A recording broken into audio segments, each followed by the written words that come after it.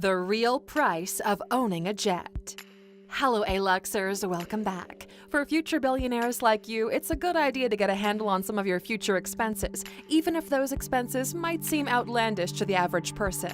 But owning a jet isn't out of the reality of everyone, so let's take a look at the real expense of owning one so you're prepared when you're in the market for your own jet. Welcome to alux.com, the place where future billionaires come to get inspired. If you're not subscribed yet, you're missing out. Be sure to watch all the way to the end because we have some turbulent figures you might not be expecting. Let's get started. Number 1. Private jets are not cheap. However, do we actually know how much they go for? If you want it straight out of the box, a model of the most popular ranges of private jets will cost you in the region of $38 to $90 million. These will be luxurious, but not necessarily have any special custom bells and whistles or upgrades you would get from an already pimped out plane. Like cars, airplanes are similar in that they lose a lot of value right off the showroom floor.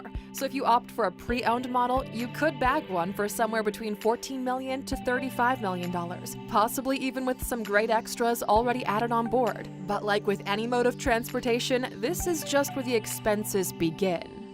Number 2. Just like a car, a plane needs a storage facility for when it's not in the air. Most people prefer to not leave their multi-million-dollar purchase out in the rain or the sun, so you'll need to find a storage hangar. The bigger and busier the airport, the more the hangars will cost. So a hangar at LAX in Los Angeles, for example, will chalk up a cost of $160,000 annually. A smaller airfield will cost you about $80,000 a year. Or you can avoid all of these costs and build your own fully functional 2-runway airport like actor John Travolta and wife Kelly Presley did in their backyard of their home. More on that in our next video, the 10 most expensive private jets in the world. Number 3. Every time you land, you're charged a landing fee by the airport you land at.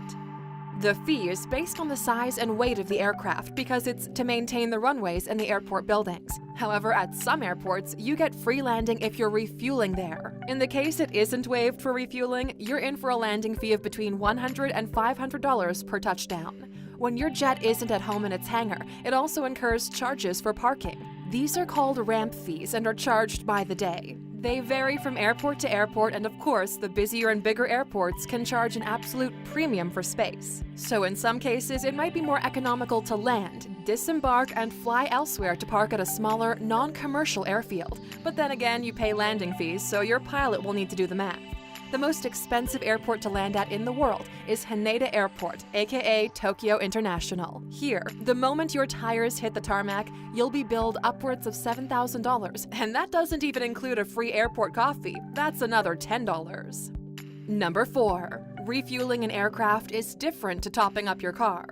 You can't just put in $20 to get you to your next destination. Most countries have federal aviation regulations that require plenty of fuel to not only get to your destination safely, but allow you plenty of fuel in case you can't land where you're expecting to land and have to fly further. In the USA, that includes enough fuel to fly to your airport of intended landing and then enough to make it to your declared alternate field, and then a further stash to fly another 45 minutes at normal cruising speed. So definitely be sure to have plenty of breathing room on your credit card before pulling up to refuel your Gulfstream G650ER. These thirsty gas guzzlers take a whopping 7,000 gallons to fill, which will take you a distance of 7,500 nautical miles of flying. The more popular private jets hold a lot less, but also don't get as far. For example, the Phenom 300 holds 800 gallons and goes a distance of about 800 nautical miles. Jet fuel, like motor fuel, is priced differently at each gas station. It varies from $3 to $8 per gallon, so it's hard to be precise. But if we take an average of $5.50 a gallon and plan a trip in a Cessna Citation X C750 with a fuel tank of 7,200 liters or 1,900 gallons, and you're flying from Havana to London, that's a one-way trip of around 4,100 nautical miles. However, with the Cessna's tank size, you'll have to stop to refuel at Gander International Airport in Newfoundland before you hit the Atlantic crossing. After a refuel, you're off across the ocean and the total trip will need around 4,000 gallons of fuel, so your fuel bill will be around $22,000. Number 5. Now you need someone to fly your private jet and run it. When you think of owning a private jet, I doubt you're thinking of carrying your own luggage, bringing a packed lunch, and pouring your own drinks. That means you'll need to employ quite a crew to make the Mile High life as lush as you imagined. And airline crews don't come cheap. It's a disruptive lifestyle and requires plenty of special safety training compared to your on-ground hotel cleaning or hospitality servers. Pilots are also a commodity, and this is not an area you want to rummage around in the bargain bin for. The pilot and crew will have your lives in their hands, so employ them wisely. Luckily, you don't require 2 pilots by law in the same way commercial aircraft do. Now, there are 2 more costs associated with the crew, but a lot more on that later in the video. For now, we'll tell you an average private jet pilot earns a salary of $120,000 a year, and the average annual take-home of a private jet hostess is $60,000 a year. Number 6. Each time you take off or land, you're liable for airport taxes. These are imposed by the government, municipalities, and the company responsible for running the airport. Then there are usually government-imposed taxes, calculated per passenger on board. When you enter and exit a country, you also pay permits, taxes, and many airports also charge a tourist tax. Here are some examples. Flying from Miami to Rio de Janeiro, your trip taxes will be international head tax at $18 per person on board, and domestic segment fees of $4.20 per person. And that's not counting all the other taxes and rates we mentioned when you land. Number 7. Just like a car, a plane needs parts upgraded, repairs, and regular services. Costs will vary from aircraft model to aircraft model, but they range from $700,000 and climb to a staggering $4 million just for servicing. Number 8. De-icing a jet is integral and not an area you should skimp on. A pilot shouldn't take off if they don't feel the aircraft is completely safe, so de-icing can be a last-minute, unforeseen expense. Thankfully, most airports globally offer this service, but it can cost a lot. It's charged per gallon, and also the cost will vary from airport to airport. But let's say you plan a soiree in Martha's Vineyard, which is on the lower end of the price list. You best bring at least $200 for de-icing, and around $30 if you need preheating done before takeoff in snowy cold regions. Number 9. Your jet will need to be insured. Not only are you going to need to insure your aircraft against all accidental loss or damage, you also need to cover your crew, passengers, and general public liability.